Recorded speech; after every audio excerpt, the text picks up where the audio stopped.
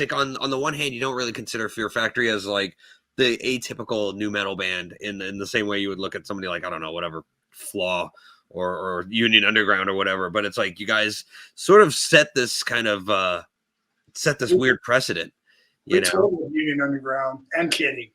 Yeah. Same tour. Same tour? Snowcore 2000. God nice. Damn, that was a long time ago. Oh my God, Snowcore 2000. It was a long time ago. It was almost 20 years ago in April. Yeah, damn near 20. Yeah, I mean, next year will be 25 years of all of that. Yeah. But you know, nu metal has some great sounds. It offered a lot of cool tunes, and there were some, like I said, there were some cool bands. Obviously, Cool Chamber. They were around before the nu metal label, but you know, they're still around, and they made a comeback and doing fantastic. Right. Well, it's like, I mean, I know you can't see it, but like I'm wearing like a Biohazard shirt, you know, it's like you would never really be like, oh, Biohazard, Fear Factory, nu metal, but it's like in a way you guys like ushered in such a different kind of vibe, you know, to pop culture. Well, I'm glad you said that, because Biohazard was, other than Anthrax, I think Biohazard was influenced by Anthrax when Anthrax did I'm the Man. Right. Mm-hmm. You could say that Anthrax pioneered nu metal by fusing together thrash and hip hop. Right. And that inspired Biohazard to work with other artists. Like, who are they working with? Oh my God.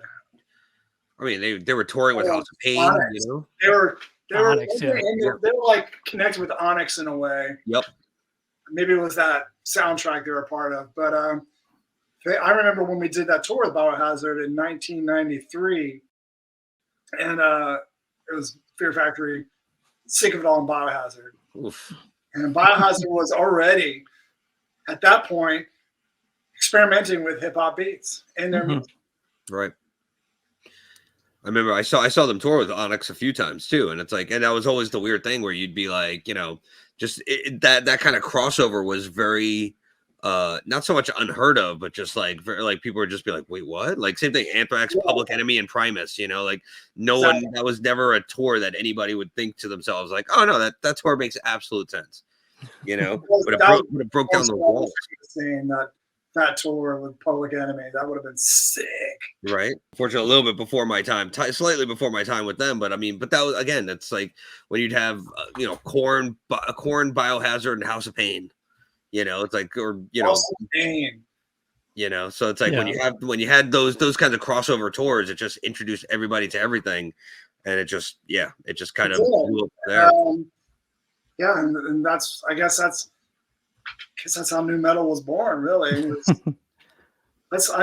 Did we just trace it all the way back to Anthrax? Anthrax, yeah, or the you know, Aerosmith, Run DMC, you know, kind of put it all together. Yeah, that's that for me. I've never been a fan of Aerosmith, but the coolest to me, that was the coolest thing they did was the Run DMC track.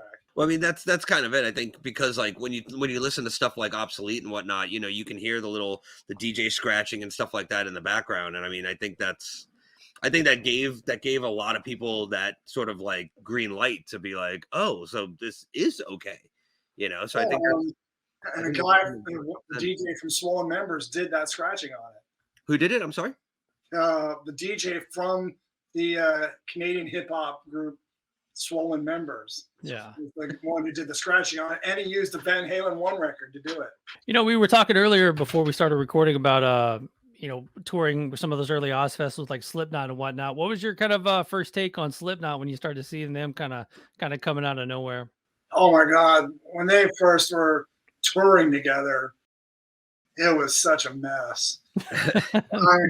Not in a bad way. It was such the beginning stage for them, and they were trying to figure it out. Right. And they, on that Ozzfest, we were doing off shows, and Slipknot was supposed to be on the off shows with us, and they did one off show, and then they stopped doing it after that. We just didn't have the stage room. Right. Oh yeah, right. But I thought it was pretty fantastic. They had a great look. Kids were into it. They had a great energy, which was even which is probably the best part of it. That's their energy made the music. I mean, they're dressing up in outfits and whatever. That was one thing. But the energy just was unbeatable.